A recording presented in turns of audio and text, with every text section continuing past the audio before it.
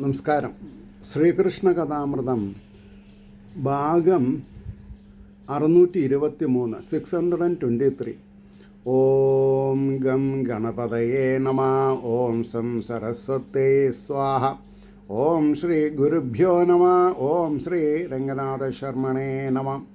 നാരായണ നാരായണ നാരായണ നാരായണ നാരായണ നാരായണ നാരായണ നാരായണ നാരായണ നാരായണ നാരായണ. ഓം ശ്രീകൃഷ്ണായ പരബ്രഹ്മണേ നമ. ഓം ശ്രീകൃഷ്ണായ പരമാത്മനേ നമ. ഹരേ രാമ രാമ രാമ ഹരേ ഹരേ. ഹരേ കൃഷ്ണ കൃഷ്ണ കൃഷ്ണ ഹരേ ഹരേ. ശ്രീകൃഷ്ണ കഥാമൃതം ഭാഗം 623. ലീലാകാണ്ഡത്തിലെ ഭഗവാന്റെ ലീലാകാണ്ഡത്തിലെ 118 സർഗം ഉദ്ധവരുടെ ഗോകുലയാത്ര ഭാഗം 3. അതിൽ 14 ശ്ലോകം പറയുണ്ടായി.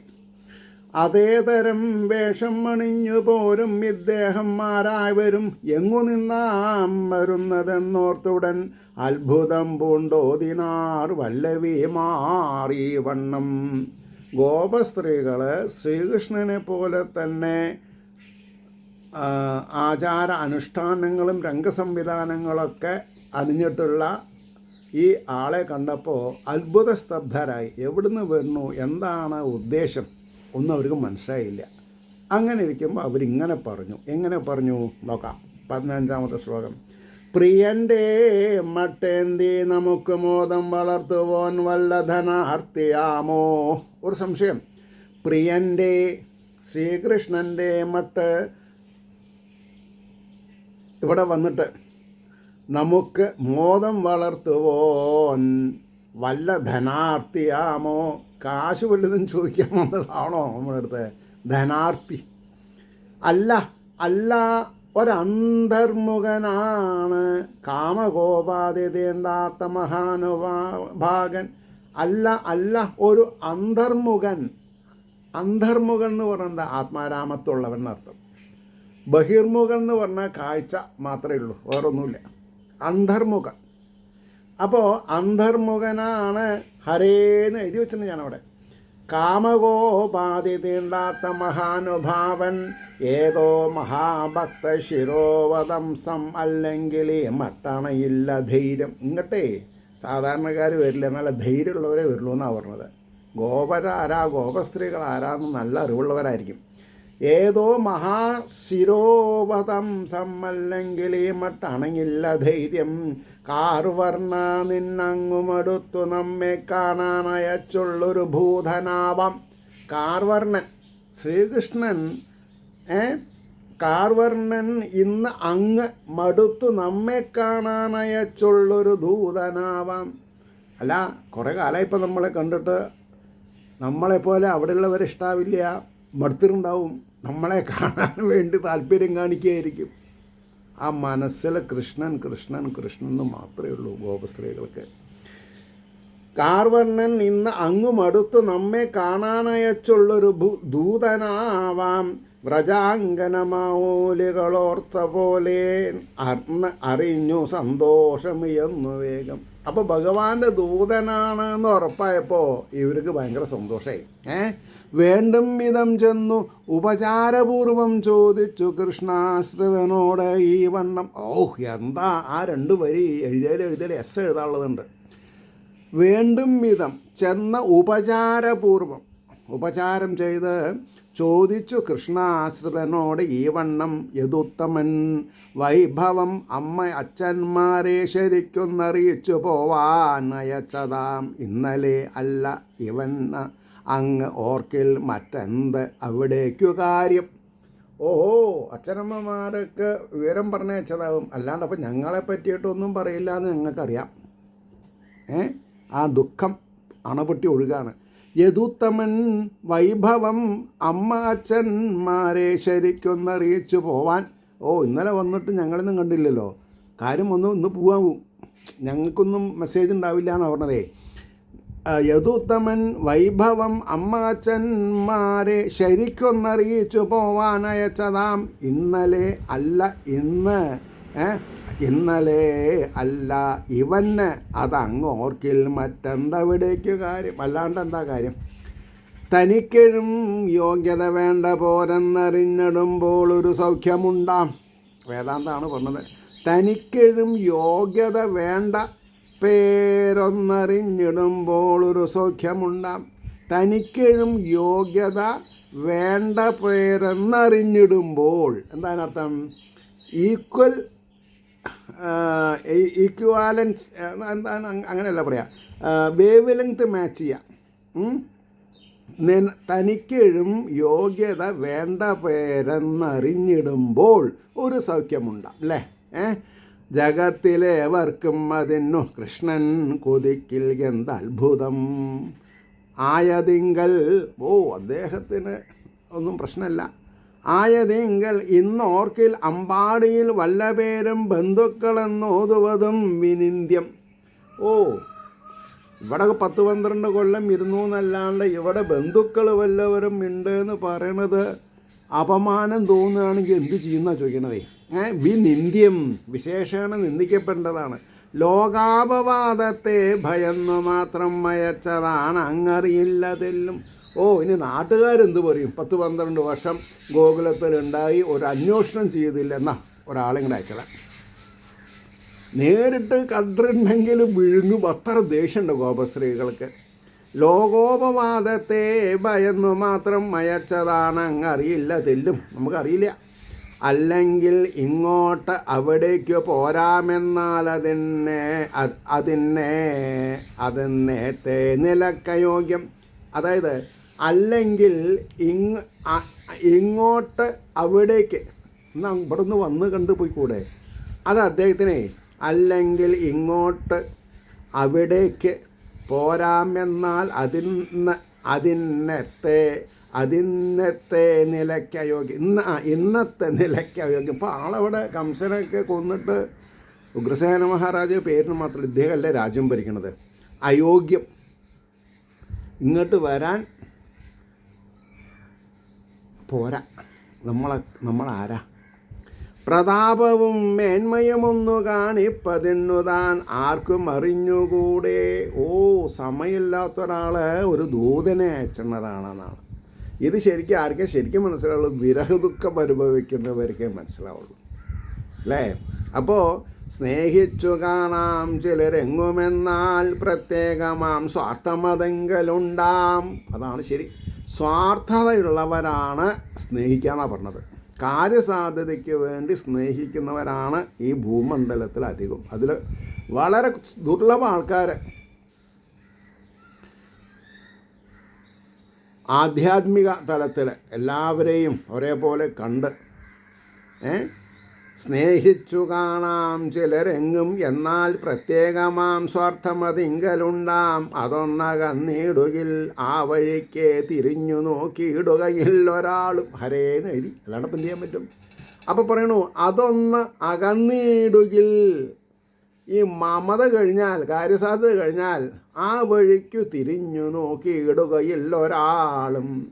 പ്രേമം വെറും മനുഷ്യർ മിക്ക പേരും നടിപ്പൂ കാര്യത്തിനു വേണ്ടി മാത്രം.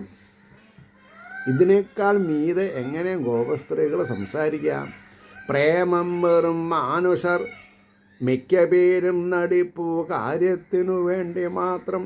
വെടിഞ്ഞിടും നാരികളെ പുമാൻ തേൻ നുകർന്നുടൻ പൂക്കളെ വണ്ടുപോലെ. വണ്ടുകൾക്ക് ഇത് ഇന്ന ആളുടെ തോട്ടത്തിലെ പൂവാണെന്ന് നോക്കണ്ട. അവർ വരും. വണ്ട് നമ്മളോട് ചോദിക്കണ്ടോ? ഇല്ല. വണ്ട് അതിലെ തേൻ കുടിച്ച് പോവും. അതുപോലെ കൃഷ്ണൻ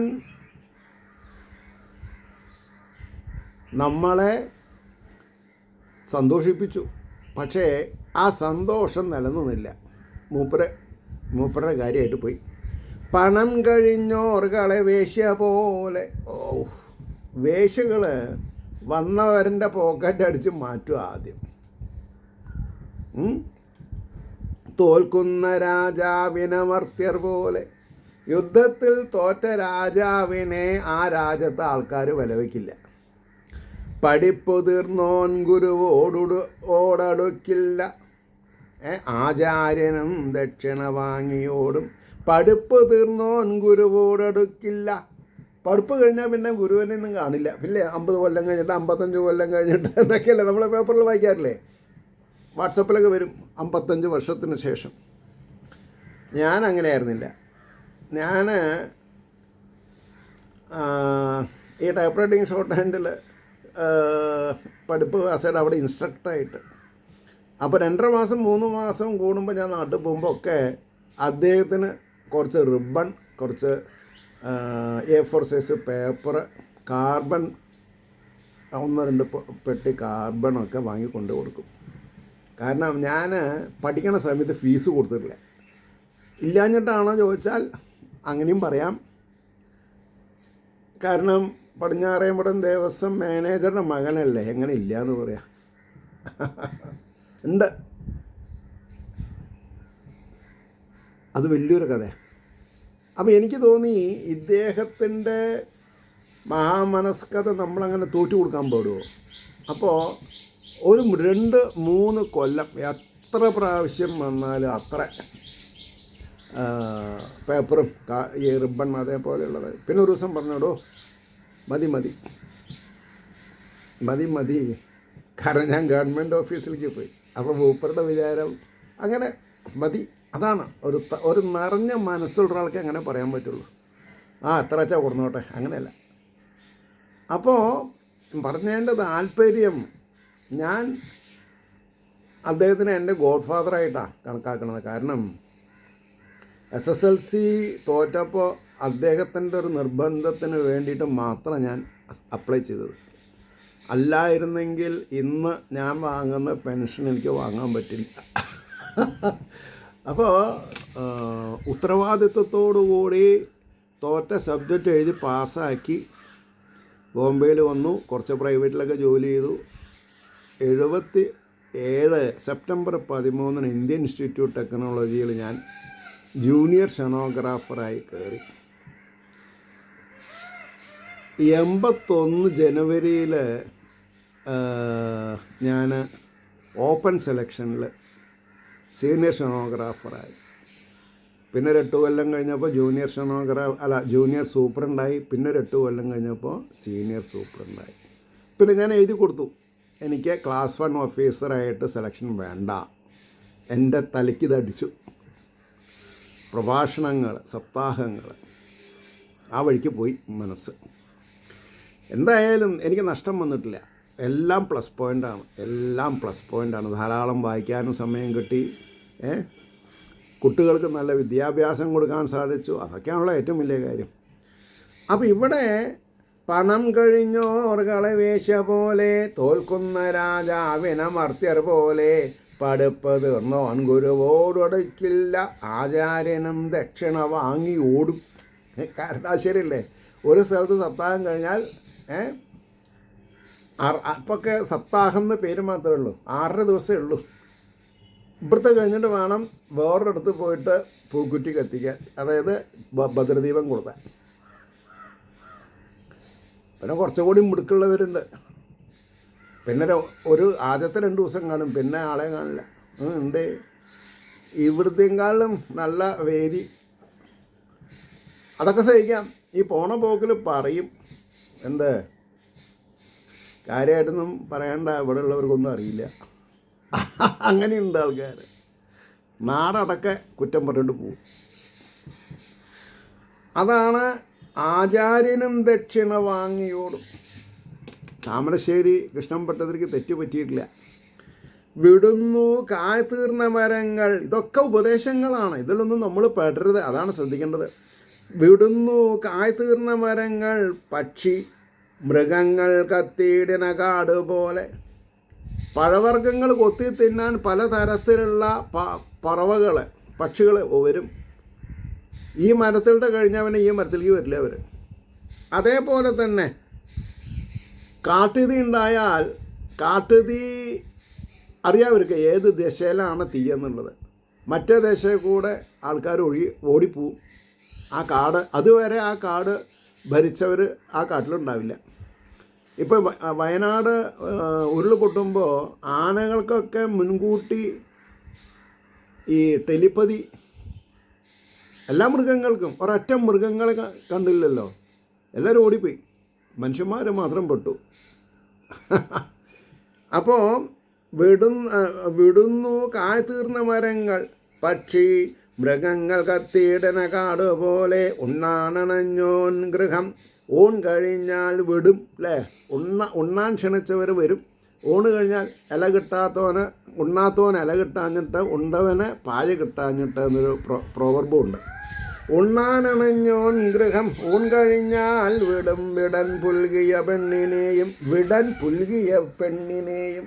ഈ വിടൻ ആണുങ്ങളിൽ വിടൻ എന്ന് പറഞ്ഞാൽ കണ്ടവരേനൊക്കെ കയറി പിടിക്കുക, അതിന് കാശ് കൊടുത്താലും ശരി ഇല്ലെങ്കിലും ശരി. അതുവരെ നല്ല വാക്കൊക്കെ പറയത്രേ, അത് കഴിഞ്ഞാൽ പോയി, കാര്യം കഴിഞ്ഞു. ഈ വണ്ണം അന്ന് ഉദ്ധവനോട് ലോകമര്യാദയും ലജ്ജയും ഒക്കെ വിട്ടും കൃഷ്ണൻ്റെ കൈശോര മനോജ്ഞ ലീല ഓരോന്നുമോർത്തോർത്തുര ചെയ്ത അമന്തം. ആ അമന്തം നട്ടോ, പെട്ടെന്ന് ഓരോരുത്തർ ഓരോ കഥ പറയും ശ്രീകൃഷ്ണനെ പറ്റി. നീ പറഞ്ഞതിനെ കുറിച്ച് ഞാൻ പറയട്ടെ. എല്ലാവർക്കും വായ തോരാതെ കൃഷ്ണൻ്റെ ലീലകളെ പറ്റി പറയാനാണ് താല്പര്യം. അപ്പാണ് കൃഷ്ണൻ്റെ കൈശോരം, കുട്ടിക്കാലം ഞാൻ എത്ര പ്രാവശ്യം എടുത്ത് നടന്നു. നീ എടുത്ത് നടന്നിട്ടേ ഉള്ളൂ, ഞാൻ എത്ര പ്രാവശ്യം പാല് കൊടുത്തുന്നു. അപ്പോൾ ചിലർ പറയും, നീ പ്രസവിച്ചിട്ടില്ലല്ലോ, പിന്നെ എങ്ങനെ പാല് കൊടുക്കണത്? അല്ല, കാച്ചിക്കുറുക്കിയ പാല കൊടുത്തത് എന്ന്.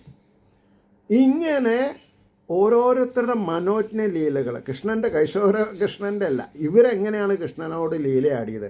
കൃഷ്ണൻ്റെ കൈശോര മനോജ്ഞ ലീല ഓരോന്ന് ഓർത്തുര ചെയ്ത് അമന്തം പെട്ടെന്ന് കരഞ്ഞു. ഭക്തിയുടെ ആവിർഭാവം വന്നാൽ പിന്നെ കരയാണ്ടിരിക്കാൻ പറ്റില്ല. അപ്പോൾ ഈ ഭക്തി എന്ന് പറഞ്ഞാൽ അയാൾക്ക് ഭക്തി തുടങ്ങി, അങ്ങനെയല്ല. ധർമ്മം, അർത്ഥം, കാമം, മോക്ഷം കഴിഞ്ഞിട്ടുള്ള ഭക്തിയാണ് നിലനിൽക്കുള്ളൂ. ഇപ്പം എന്താ മനസ്സിലായത്? ധർമ്മം എന്താണെന്നറിയണം, ധർമ്മത്തിൽ കൂടെ അർത്ഥം ഉണ്ടാക്കണം, അർത്ഥത്തൂടെ കാമനകൾ നിറവേറ്റണം, പിന്നെ മോക്ഷം കിട്ടുമ്പോൾ പറയണം എനിക്ക് മോക്ഷം വേണ്ട, എനിക്ക് ഭക്തി മതിയെന്ന്. അപ്പോൾ ഈ സോഫാർ നമ്മൾ വിചാരിച്ചിട്ടുള്ള ആ പുരുഷാർത്ഥം, ധർമാർത്ഥ കാമം മോക്ഷം കഴിഞ്ഞാൽ ഉൽപ്പന്നമാവുന്ന ഒരവസ്ഥയുണ്ട്, അതാണ് ഭക്തി. അല്ലാണ്ട് കുളിച്ചു കൂറിടാൻ തൊട്ടതല്ല ഭക്തി. ഇപ്പം നാരദരൊക്കെ അതിൻ്റെ ആളാണ്. ഏതിൻ്റെ ആള്? ഭക്തിയോഗം. മോക്ഷം വേണ്ട.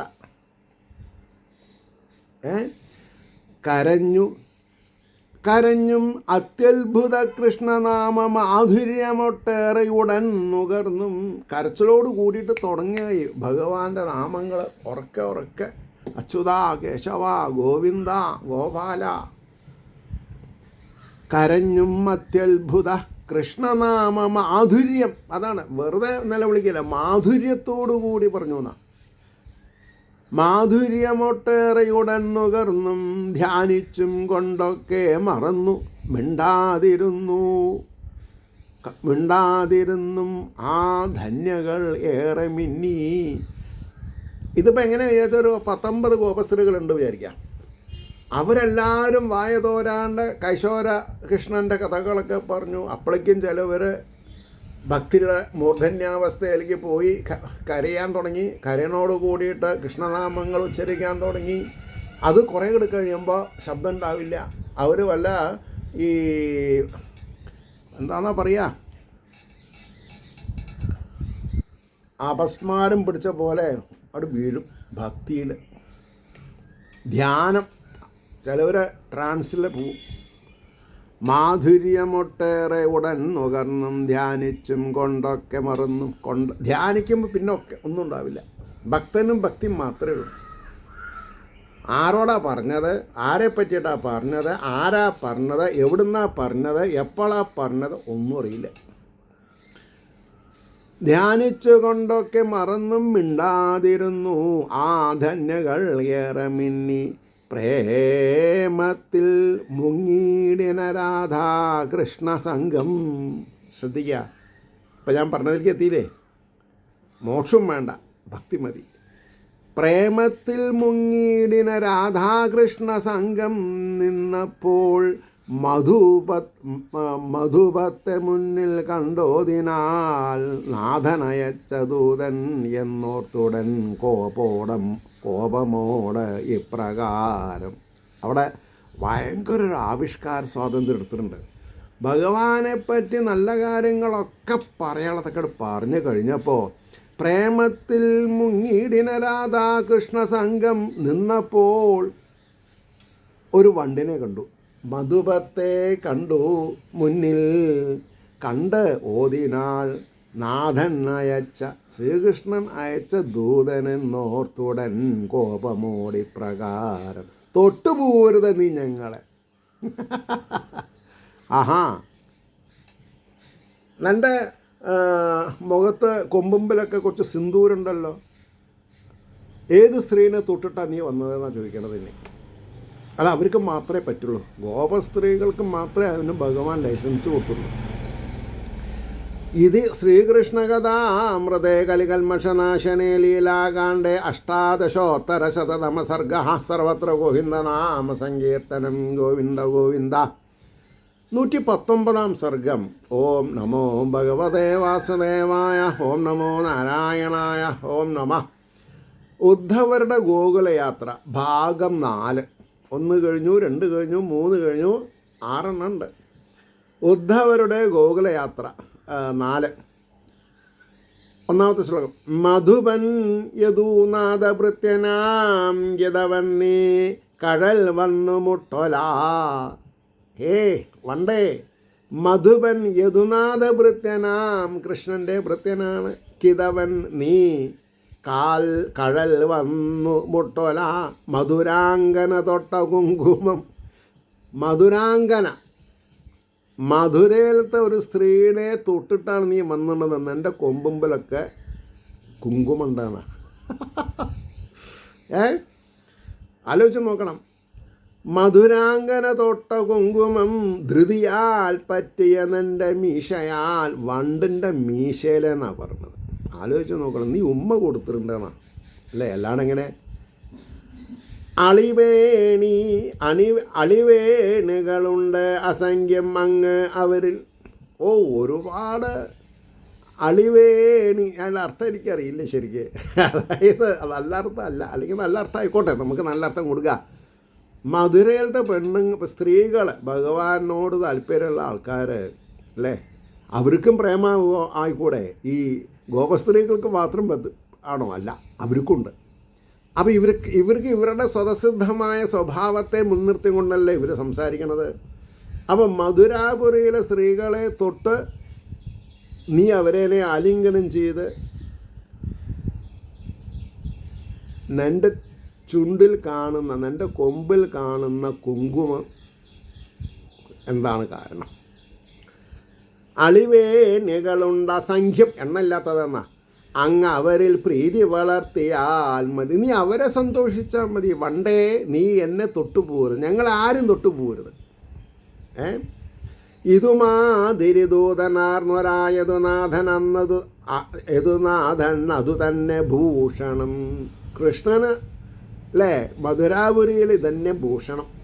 ഞങ്ങളെ തൊടരുത്. By God. അണവോനും മയക്കുവോനും അങ്ങവർ യോജിച്ചിടും മോക്കിലെത്രയും. ഭക്തിയുടെ പാരവശ്യം കിട്ടുക.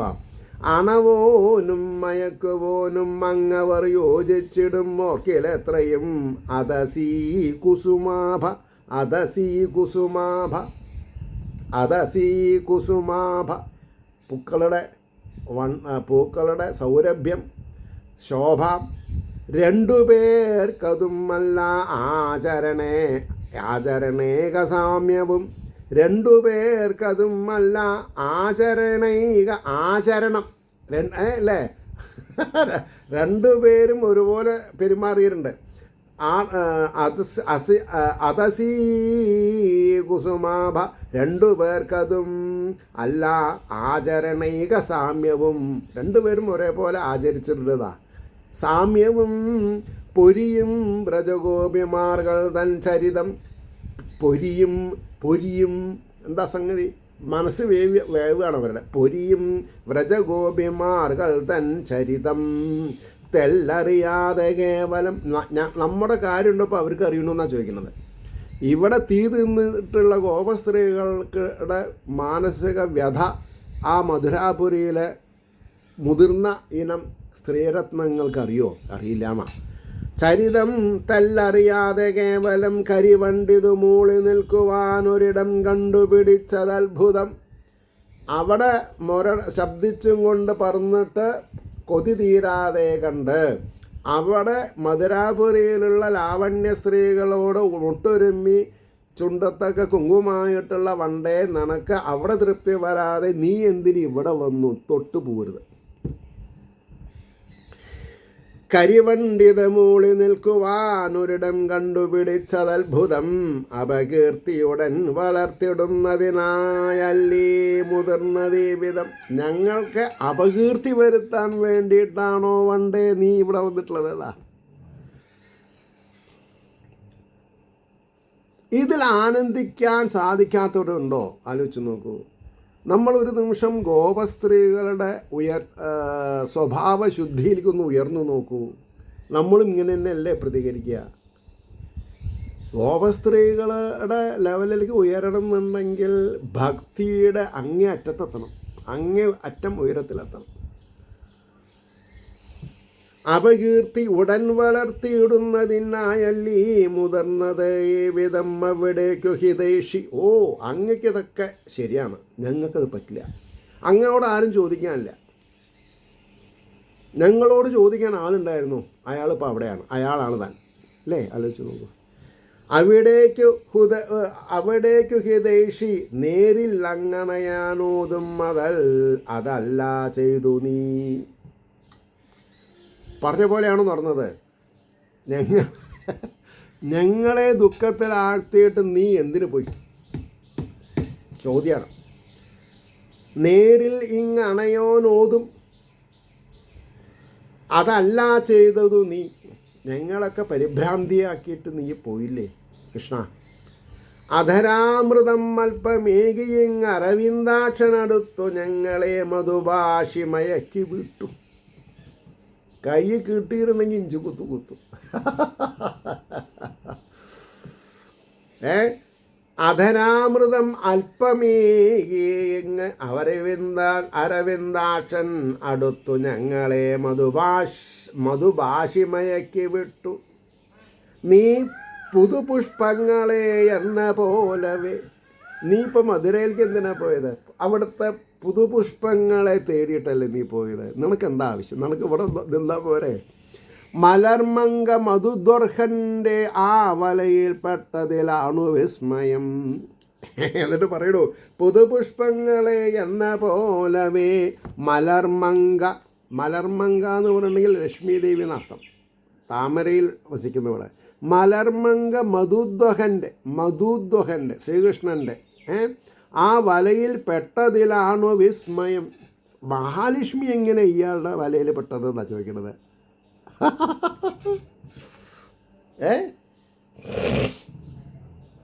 മലർമങ്ക മധുദ്വഹൻ്റെ ആ വലയിൽ പെട്ടതിലാണു വിസ്മയം. കഴിവുള്ളവൾ തേൻ പുരണ്ടതൻ മൊഴി കേട്ടിടിൽ മയങ്ങിടാത്തവൾ. എത്ര ആൾക്കാരെ മഹാലക്ഷ്മീനെ പൂജിക്കണു? ആരുടെയെങ്കിലും കാര്യം സാധിച്ചിട്ടുണ്ടോ? ഇല്ല. ലക്ഷ്മി പൂജ നടത്താത്ത ആൾക്കാരില്ല. പക്ഷെ ലക്ഷ്മി വരില്ല. കാരണം എന്താ? എവിടെ ശ്രീകൃഷ്ണനുണ്ടോ അവിടെ ലക്ഷ്മി വരും, എവിടെ മഹാവിഷ്ണു ഉണ്ടോ അവിടെ. അപ്പോൾ ഭക്തി ഇല്ലാത്തടത്ത് എങ്ങനെയാണ് മഹാലക്ഷ്മി വരിക? ഭഗവാൻ വളരെ കൗതുകത്തോടു കൂടി ദശമസ്കന്ധത്തിൽ പറയുന്നുണ്ട്, എന്നെ അറിഞ്ഞ് പൂജ ചെയ്യുന്നവർക്ക് ഞാൻ ധനത്തെ കൊടുക്കില്ല. വളരെ ശ്രദ്ധിക്കേണ്ട കാര്യമാണ്. എന്നെ അറിഞ്ഞ് പൂജ ചെയ്യുന്നവർക്ക് ഞാൻ ധനത്തെ കൊടുക്കില്ല. കാരണം ധനം വന്നാൽ മായയിൽ കുടുങ്ങാനുള്ള ചാൻസുകൾ ജാസ്തിയാണ്. ധനം ഇല്ലെങ്കിലോ ദരിദ്രനാരായണനാണ് ഇവിടാണ് എനിക്കിഷ്ടം എന്നാണ് പറയുന്നത്. ദരിദ്രനാരായണൻ, ഭക്തൻ നാരായണൻ തന്നെയാണ്, ഭക്തൻ വള്ളത്തിൽ തന്നെയാണ്, അതന്നെ ഭഗവാനും. ഇതൊക്കെ അറിഞ്ഞു കഴിഞ്ഞാൽ ഇത്രയും അറിവിൻ്റെ മാധ്യമമാണ് ഭാഗവതം. ഉദാഹരണം കുചേലൻ തന്നെ. കുചേലനെ ഭഗവാൻ വാനോളം ഉയർത്തി. പക്ഷേ ഒടുക്കം നിവൃത്തികേട് കൊണ്ട് മധുരാപുരി പോലെയുള്ള അല്ലെങ്കിൽ വൈകുണ്ഠ സമാനമായിട്ടുള്ളതൊക്കെ കൊടുത്തു. അവിടെ കുചേലൻ ഉയർന്നു. കുചേലൻ പറഞ്ഞു, എനിക്കിത് വേണ്ട, എനിക്ക് എൻ്റെ ഭക്തി മതി, എനിക്ക് എൻ്റെ കൃഷ്ണൻ മതി. ഇന്ന് വരെ എൻ്റെ പൂജയിൽ സംതൃപ്തനായിട്ടുള്ള കൃഷ്ണൻ എങ്ങനെയുണ്ടോ ആ കൃഷ്ണൻ മതി എനിക്ക്. അപ്പോൾ നമ്മൾ ഓരോരുത്തരും കുചേലനെ പോലെ താഴണം, കുചേലനെ പോലെ ഉയരണം. എങ്ങനെ കുചേലനെ പോലെ താണത്? ദാസോഹം തവ കേശവ എന്നുള്ള മാധ്യമത്തില്ല. എല്ലാവരും പറയണു കുചേലൻ ദരിദ്രനാണ്, കുചേലൻ ദരിദ്രനാണ്. ആര് പറഞ്ഞു? കുചേലൻ പറഞ്ഞോ? ഇല്ല. കുചേലൻ്റെ ദാരിദ്ര്യം മാറ്റി അമരാപുരി പോലെ, ദേവലോകം പോലെ സൃഷ്ടിച്ചു കൊടുത്തു. എല്ലാം തൊട്ടു നമസ്കരിച്ചു. ഇതെല്ലാം ആ കള്ളകൃഷ്ണൻ്റെ ചെയ്തികളാണ്. ആലോചിച്ച് നോക്കൂ. എനിക്ക് എൻ്റെ പഴയ ചങ്ങാതി മതിയതാണ്. അപ്പോൾ കുചേലഗതി വായിച്ചിട്ട് നമ്മൾ മായയിൽ കൊടുങ്ങരുത്, പരമശൈലി. അതുകൊണ്ടാണ് തേൻ പുരണ്ടതൻ മൊഴി കേട്ടിടിൽ മയങ്ങിടാതെവൾ. നമ്മുടെ മൊഴികൾക്കൊന്നും മഹാലക്ഷ്മി വഴങ്ങിയില്ലല്ലോ. ഇങ്ങനെ ഇയാളുടെ മധുമൊഴിയിൽ പോയി പെട്ടു. ഒരു സുപ്രീം കോടതി ജഡ്ജിനെ കൊണ്ട് ഇൻസ്പെക്ട് ചെയ്യേണ്ട കാര്യമാണ്. അതിനൊരു ജഡ്ജി വളർന്നിട്ടില്ല, ഹരിദാസ് പറഞ്ഞിട്ടില്ലേ? കടൽ വർണ്ണൻ ഉരച്ചു നിങ്ങൾ തൻ കടമെന്നാളും എനിക്ക് വീട്ടുവാൻ. ഇത്രയൊക്കെ പറഞ്ഞപ്പോൾ ഉദ്ധവർ വായി തുറന്നു. കടൽ വർണ്ണൻ ഉരച്ചു, ശ്രീകൃഷ്ണൻ പറഞ്ഞിട്ടുണ്ട്, നിങ്ങൾ തൻ കടം എന്നാളും എനിക്ക് വീട്ടുവാൻ സ്ഫുടമാവുകയില്ല. എന്താ ദൂത് പറഞ്ഞു വെച്ചിട്ടുള്ളത്? നിങ്ങളോടുള്ള എൻ്റെ കടപ്പാടുകൾ നിർവചിക്കാൻ പറ്റില്ല. നിങ്ങൾ തന്നിട്ടുള്ള ആത്മീയ സുഖം എനിക്ക് തിരിച്ചു തരാൻ പറ്റില്ല. അത്രയ്ക്ക് ഞാൻ ബാധ്യസ്ഥപ്പെട്ടു നിങ്ങളുടെ അടുത്ത്. നിങ്ങളാണ് മേലെ. ഇത് കേട്ടാ പോരെ? ഗോപസ്ത്രീകളാണ് മേലെ, ഞാൻ താഴെയാണെന്നാണ് ഭഗവാൻ പറഞ്ഞത് അല്ലേ? ആലോചിച്ച് നോക്കൂ. കടൽ വർണ്ണൻ ഉരച്ചു നിങ്ങൾ തൻ കടമെന്നാളും എനിക്ക് വീട്ടുവാൻ സ്ഫുടമാവുകയില്ല. ഗോപികൾക്കിടമാണെന്നും ഇവൻ്റെ ഉൾത്തടം. എൻ്റെ മനസ്സിൽ ഗോപസ്ത്രീകൾക്കാണ് ഉയർന്ന സ്ഥാനം എന്നാണ്. അതിൽ നമ്മൾ പെട്ടുവോ? ഗോപന്മാർ പെട്ടുവോ? എന്നാൽ നമ്മൾ രക്ഷപ്പെട്ടു. ഭഗവാൻ പറയണു, എൻ്റെ മനസ്സിൽ ഗോപസ്ത്രീകളേ ഉള്ളൂ. ഇതാണ് രാസലീലയുടെ മാഹാത്മ്യം. അലിവാർന്നു കരം പിടിച്ചു ഞാനാകില്ലേതും ഒരു നാളുമാവിധം. ആകില്ല ഒരു നാളുമാവിധം. നിങ്ങൾ പറഞ്ഞുവല്ലോ എനിക്ക് എന്താണ് നന്ദിയില്ല എന്നൊക്കെ. അങ്ങനെ ഒരു നാളുണ്ടാവില്ല. ഇത് കേട്ടാൽ പോരെ? ആലോചിച്ച് നോക്കൂ. അലിവാർന്നു കരം പിടിച്ചു ഞാൻ അകലില്ല ഇല്ല ഒരു നാളുമാവിധം. അരവിന്ദ വിലോചനൻ തെളിഞ്ഞരുളി ചെയ്തൊരായിരം കൂറി. എത്ര പ്രാവശ്യമാണ് ഉദ്ധവരോട് പറഞ്ഞത്?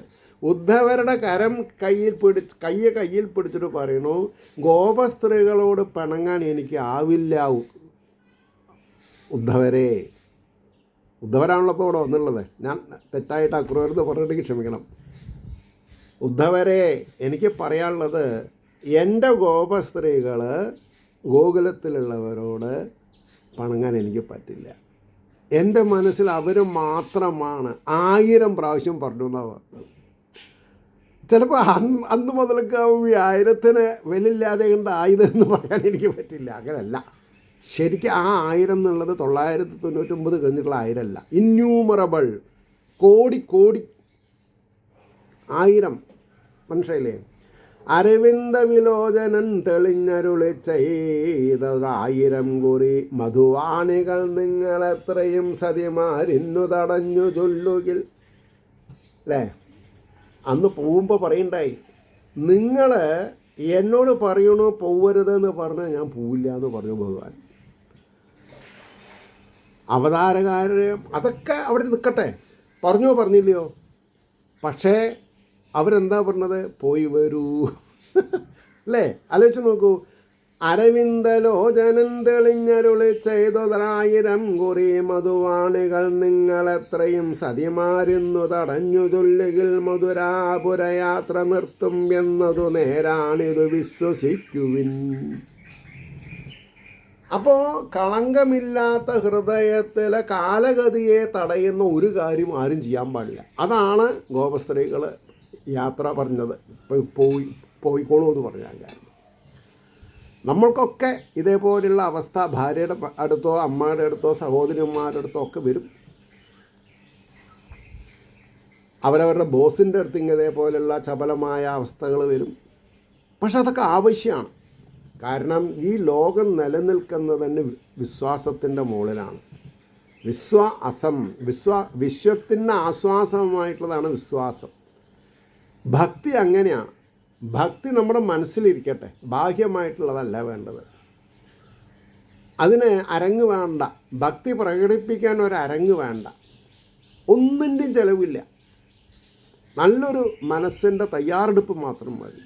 37 മിനിറ്റായി, ഞാനൊന്നും അറിഞ്ഞിട്ടില്ല. ഞാൻ അവിടെ നിർത്തുകയാണ്. അപ്പോൾ മധുവാണികൾ നിങ്ങളെത്രയും സതിമാരുന്നു തടഞ്ഞു ചൊല്ലുകിൽ മധുരാപുരയാത്ര നിർത്തും എന്നത് നേരാണിത് വിശ്വസിക്കുവിൻ എന്ന് പറഞ്ഞു.